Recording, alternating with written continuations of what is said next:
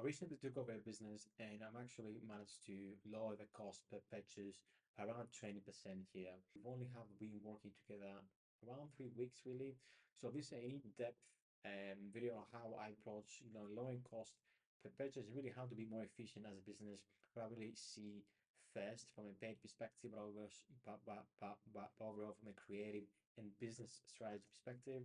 And what I've seen in my experience in moving really the needle, managing more than 3 million a month and investing even more in kind of paid media ad spend. Again, let's actually dive into it.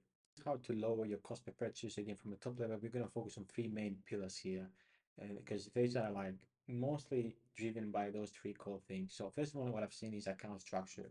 People just not use an account structure for profit and for being efficient, and they are really messing this up in terms of like budget allocation and having a proper management flow here. Next one, and the most important one, maybe together with the business strategy, is creative strategy again. The how we talk to our customers, how we are creating our art creatives is going to be the most important thing here. And the third, and again, maybe the most important actually, is business strategy. How we can position our product and business in different periods throughout the marketing calendar to really make the most out of it. So let's get a bit more granular here. So first gonna focus is on account structure here. And really the first thing here is what I've seen is like poor budget allocation. Like I'm seeing the most complicated setups you may can actually imagine here. And it's really just frustrating to an extent because obviously you would expect a kind of baseline quality as and the more content that we do have, the more people actually, the more good people actually are putting content or just, sharing their kind of thoughts for the business, the better the business will actually be doing. But the bar is so low, really. And we need to allocate most of the budget into the winning ads. So it's going to be more than 80%. Again, this will be dependent on the stage of the business that you're in. Obviously, if you are on those early stages, most of the chunk of it will be on the creative testing side of things. So I can understand there's not going to be on the winning ads or like proven concepts there. But again, we need to ensure that most of the budget of our marketing budget is on proven creatives, because this is how we're going to be efficient at scale. This is how we're going to be efficient from a contribution margin perspective. We are generating the profit that we actually can. We are driving new customers. Everything is really like your whole business growth is dependent on this really basically. If you obviously, let's say that we have Meta as the main channel here. Now, the other thing that I'm seeing is most of brands don't have a separated testing campaign to identify winning ad angles and facilitate scaling. Really, this is where we do our actual ad testing. This is where we see which concepts work, which don't. And this is crucial to enable that feedback loop going, so we can again be more thoughtful and we generate ads with intent rather than just being reactive, and really have a structure on how we test creative. This is super important again to be efficient and low cost per purchase. Again, if you, for example, A, have most of the budget into those winning ads, and then B, have, new concepts that are based on that ad or based on those like few winners, you're going to get much better um, performance and probably going to be lower your cost per purchase. And then the other thing here, which again maybe goes into the creative piece as well. Actually, before going into that, this is obviously if the budget is above 30K a month. If you're spending more less than like 1K a day, maybe you can call maybe like 50, maybe like 20K probably. Let's say that to be, more on the safe side. You probably just need one campaign. And you're gonna be rotating new ads into it. So the most of your heavy lifting will be on the creative strategy piece that we're gonna be addressing in a couple minutes. But yeah, the full creative pipeline, then super important, especially nowadays, is we need to have weekly new ads. It doesn't mean that we need to have like 20 different ads at this stage if we are very early. But initially, just even 4 or 5 new ads, just set a specific date, really, and just go into and create new ads. Now, on the creative strategy thing, now creative strategy is the most important thing. This is the main thing after the ad account, which obviously very quick wins here. And maybe another thing to mention is if you have data, probably what I'm doing in most of the clients that I'm basically taking over that have all over the place in terms of like strategy. I take on the five highest spending ads or whatever, 3 to 5 highest spending ads, and I'm putting it into like an AC plus campaign. So I'm shifting again most of the budget into what's winning. But again, if you have data, you have much more leverage to uh, basically drop the CPA as fast as possible. And the next and most important thing is going to be creative strategy. 9 times out of 10, you just need better creative. And if you have winners again, start optimizing from them. Maybe you have ads that did okay for a specific time frame, but then they kind of died out. So we need to see the ad angle, the funnel stage, the format. So was it static? Was it a specific messaging? So maybe you were having, for example, gut health as a main core angle here, or maybe you have like bloating as a main core angle. We need to kind of identify so we can start building on those.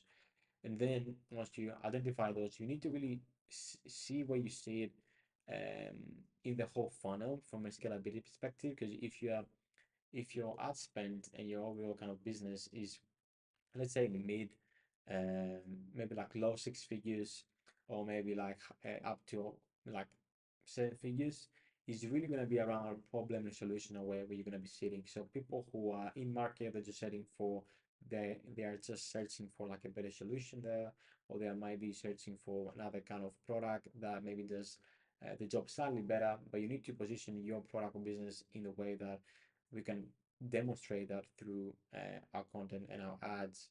So again, I'm just have here as like a reference, and I'm gonna link the mirror board below. Is the Genius Schwartz 5 levels of awareness. Again, this is not my concept. Obviously, this is a genius marketer, but best you have most aware. So basically around products or testimonials.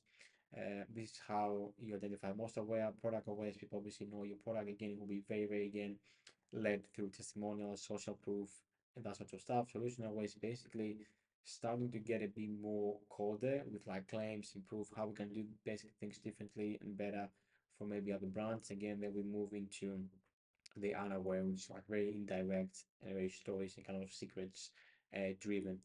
Again, very important. And from a kind of research perspective, once you have identified this, you might have like, for example, specific ad angle or ad concept that actually has done very well. You might also have um, identify where you see it in the funnel. Then it's going to be down to your research. Go back to the drawing board. Spend at least a day or two in researching, like TikTok, Reddit, Google. Come up with new ideas. Go through comments. Go through maybe competitors. Go on those like negative reviews, and really focus. For example, I probably focus if you are sitting, around the 6, 7 figure mark. Start getting some objection handling video content or maybe like statics to start breaking through some of the common narrative that's actually there. That's an easy thing to do. That's typically works very well. But yeah, the most important thing here is do your kind of research, come up with new ideas, and I'll probably focus mainly on statics for testing messaging, but also make sure you diversify content. Again, this has been one of the key things to lower CPA. Get basically create better ads, which I know is not like an easy thing to do. But again, I really focus on like mainly statics. I'm gonna put a free template below so you can start generating some static content fairly quickly. But also diversify content, have video content. Again, if so far your business is mostly driven by video, and you can create video relatively quickly, by all means, don't listen to this. But typically, statics like much cheaper to kind of test messaging that you can then take into UGC and video content. So for some reason, the screen recording tool just didn't work, so I'm using Loom for the rest of the video. But yeah, point being here, we moving into business strategy, and this is again very important. I think the most overlooked out of everything. Now, again, this goes into maybe more growth strategy, not really just the very simple stuff that you could probably just do in like a day or two.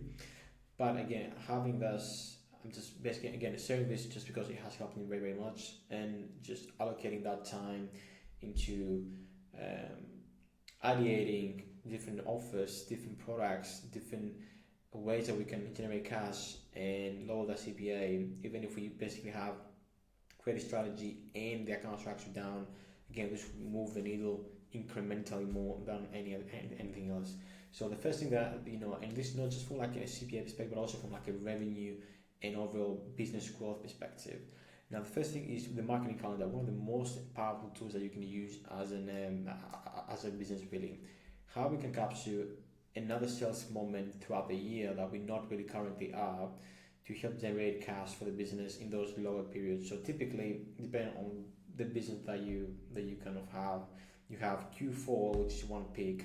Maybe you maybe have like if you're like a health and wellness or like a supplement brand, maybe you have Q1 where people are basically setting all those goals as like the kind of two peak periods. And maybe if you like, for example, I don't know, a wallet brand, maybe have like Father's Day or like Mother's Day. Maybe you have like 2 or 3 max key sales moments. So we need to see and maybe go into the kind of marketing calendar, and Commonwealth Collect actually have an amazing marketing calendar. You can I'll probably link that below so you can kind of download it. But they basically have all the kind of specific days that you can leverage. For example, every day what day it is basically. Maybe it's like a spaghetti day or whatever day it is that's going to be relevant for your business. So you can use it from an acquisition perspective, but also from like a CRM perspective for again the whole business really.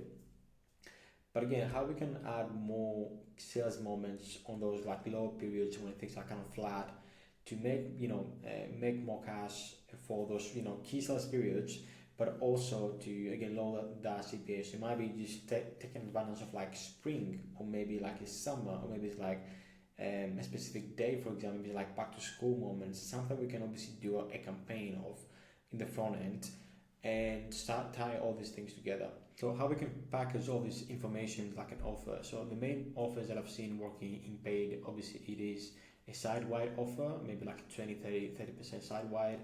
Two, maybe it's like a specific category offer as well, maybe like 20% off like trousers, for example, or like a certain specific category.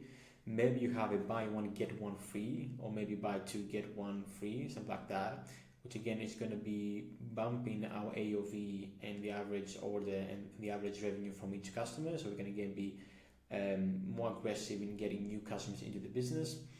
Three, a gift with purchase also can lift AOV, can really help with increase the perceived value of our basket. So for example, and again, I'm conscious that some of the stuff will be more applicable into other businesses, so I'm just sharing some kind of thoughts here. So for example, you may throw in like if you like, for example, a fragrance brand, you can throw maybe like a tester, which again maybe the same with if you are like a skincare brand, you can obviously throw in a small tester as well there. Maybe it's like a 5 ml bundle, for example. Again, you can either do bundles, maybe you have like complementary products that you just haven't really bundled together so far. Again, all this stuff can actually work very, very well in the overall acquisition mix. Now, in terms of like new products, could we launch a new product in non-key sales periods that could actually again drive more revenue?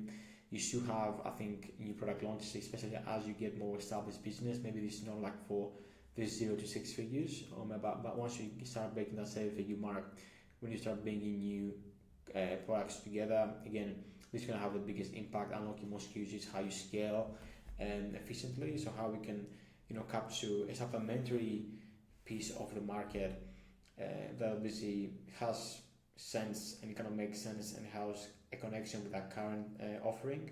Again, that's very, very important. And how do you, do those launches? It's going to be on key non-sales periods really, where we want to again make the most out of those dead periods, quote unquote. Because like typically, if you launch in like a high season or like a key sales period, or maybe like a period anyway that the business goes very well, you're probably gonna get a bit cannibalized by that first offering, which again gonna be driving most of the revenue and gonna be the focus here. So you basically re-engage some of your customers and obviously getting new customers with a new offer in those like valleys. And then once you have those peaks, you can really, really just push more spend. But yeah, this is like the honestly maybe not what you expected way to kind of lower your cost per purchase. Is maybe like a bit harder that you thought it would be, or maybe promised. But again, this what I'm taking a look at is what I've seen working very, very well, and I'm confident if you actually take into account all these kind of steps here, you're gonna find lower cost per purchase. This has really just lower our cost per purchase across brands from like a modest 15-20%, but at like high spends, to even like 45-50% even drop in new customer acquisition costs. So yeah, highly recommend implementing this, and yeah, I hope that was helpful.